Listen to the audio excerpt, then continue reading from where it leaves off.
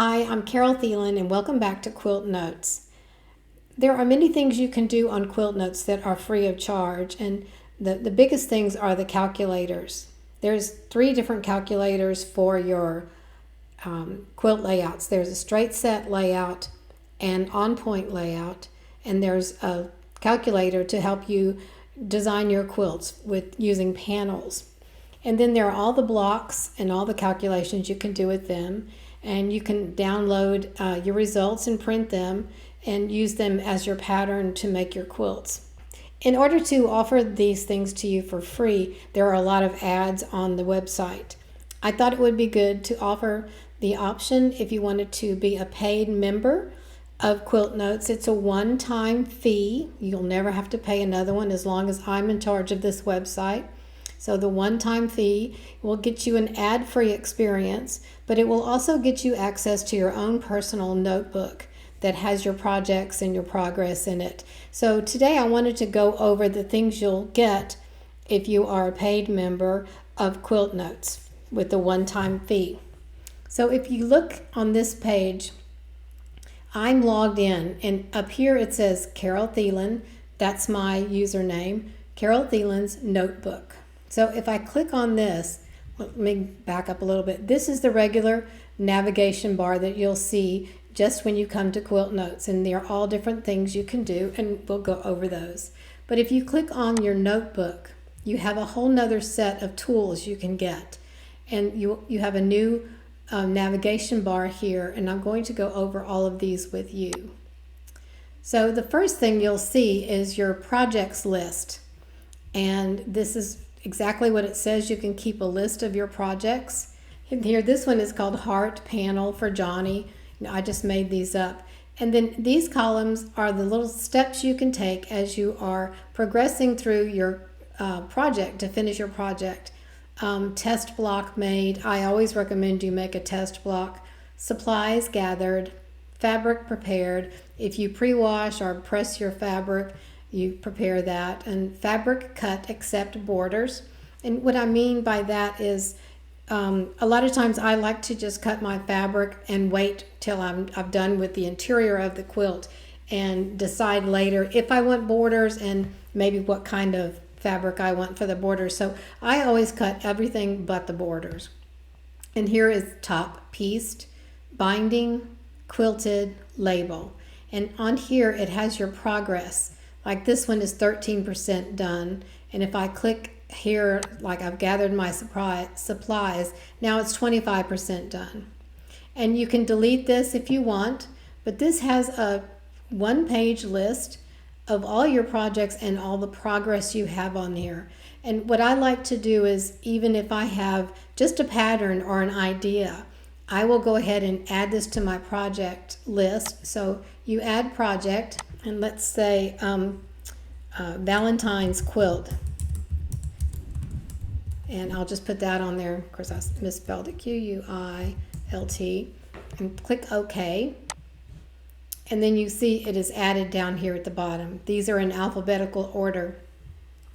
So this, even if this is just an idea, or you have a pattern, or maybe you have a piece of fabric or a panel that you want to work on, just write it down on this list, and you'll be able to, it'll keep it on the top of your mind. So sometimes if you buy a pattern or you have an idea, it just goes out of your head and is gone. So if you write it down on your project list, it will be here, and you can keep track of your progress. I'll move myself up here, and you can see that this has nothing in it, so I have 0 progress on this one. So this is the project list tab on the home page. You can also filter these by if you have a big long list, the completed projects, the incomplete projects, and you can sort by name and apply those filters. So the next one is a wish list, and this wish list is divided into 2 different categories: notions, and that includes batting, and I'll show you that, and AccuQuilt dies.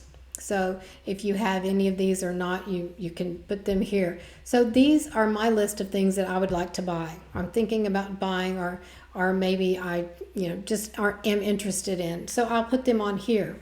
There is a limitation to what you can put on here, and it's limited by how much I have in the database. if you go up here to the main menu and you click on Notions, these are the notions I have in the database so far. The rulers, if you click on here, you can see some basic rulers, strips, rectangles, half square triangles, just some different tools. And then there's also templates. So there's one little template in there. Batting, I put some different types of batting in here if you want to keep track of that on your list or your wish list. And cutting mats. So you can either put these on your wish list, or the next tab in the notebook is your collection. So let's go, what you would do is, say I want to put this on my wish list. So I'll copy this number here, just Control C, and go back to my home page or my notebook page, and I'll click this and onto the wish list. So I want to add a notion to the wish list. So I'll put that number, I'll paste that number in here and add it. And then you should see that's on here. So yes, it's this one right here. So now that was added to my wish list. And you can remove these from your wish list if you like. Just again, copy the numbers in bold and put it in here. So if we copy this and put it in here, paste that and remove it, it's now removed. And you'll do the same thing for your wish list for the AccuQuilt dies. At the very top, there's an AccuQuilt tab, and there's just a whole bunch of ways you can find your AccuQuilt dies on here, and that's going to be another video. But it's the same thing you do if you, let's just search by die number. And I'll enter that and grab this one. So this is AccuQuilt die number, and you just copy the die number. And let's go back to our notebook up here again, and go back to our wish list and to the AccuQuilt dies, copy the number and add it to your wish list. So there's the one we just added. So you can do that, and then look at your wish list if there are things that you want to add to it or take off from it. But that's how you do it. The next tab is Notions. So this is the notions that you have in your collection, and you add or remove them the same way we just did for the wish list. So these are all, if you go through your collection and see what all rulers do I have, what gadgets or patterns. Eventually I would like to add all that here.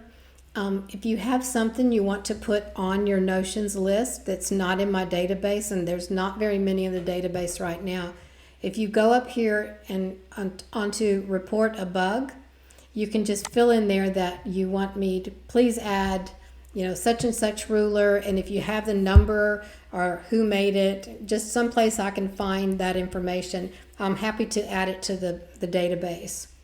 So let's go back to our notebook. So this is my notions collection, and AccuQuilt dies. This is my AccuQuilt collection. These are all the AccuQuilt dies that I have in my collection. The next tab are my quilts.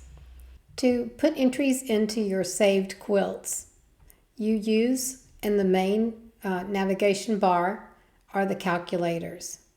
And you see here the setting type.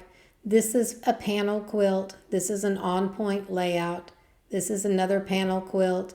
And then down here we have a straight set layout. So those are the different calculators you can use. Up here on the main screen, you press on calculators. And here are the three main quilt layouts at the top. So let's go to the straight set calculator. And this has a default information in here. So you can put different settings. Let's change this to 4 across and 6 down. And you see the little diagram changes as you put information in here. And then we'll go and call this something. Let's call this Valentine quilt. You don't have to name it the same thing. You can name it whatever you want. And then you see here, this is the quilt size for this this design, and if that's not the right size, then you'll need to change some of your information on the left hand side. But we'll go with this size and just click on submit, and here are all the results you get. Here's the image of the quilt, tells you the block size, how many across, how many down, the final quilt size, the number of blocks, binding fabric, backing fabric for 45-inch and 108-inch. Here we had sashing and cornerstones, and here are the 5 borders we have. This is a little information it tells you for your printer settings. Set the margin equal to none. So you can print this as a PDF. That's one choice. But if you're a logged in member, you also have the choice to save the project.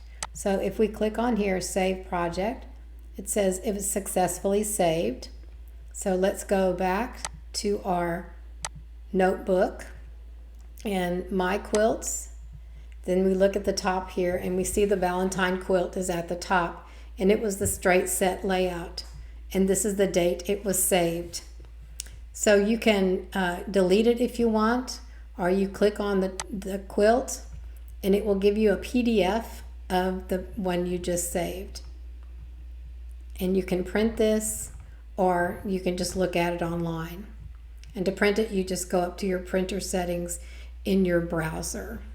So let's close this down, and that's all of your My Saved Quilts. It's the 3 calculators here, and these 3 are the straight set, the on point set, and the panel quilt calculator. So now let's go back to our notebook and favorite blocks.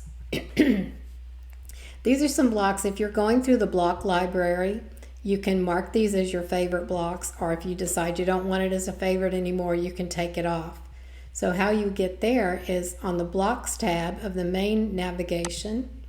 These are all the blocks that are in the database so far, and these are all calculators for the blocks. So let's click on this one, Foursquare, and if you're logged in, you will see this little heart, and this one tells me, since the heart is not filled in, it tells me it's not in my favorite list yet.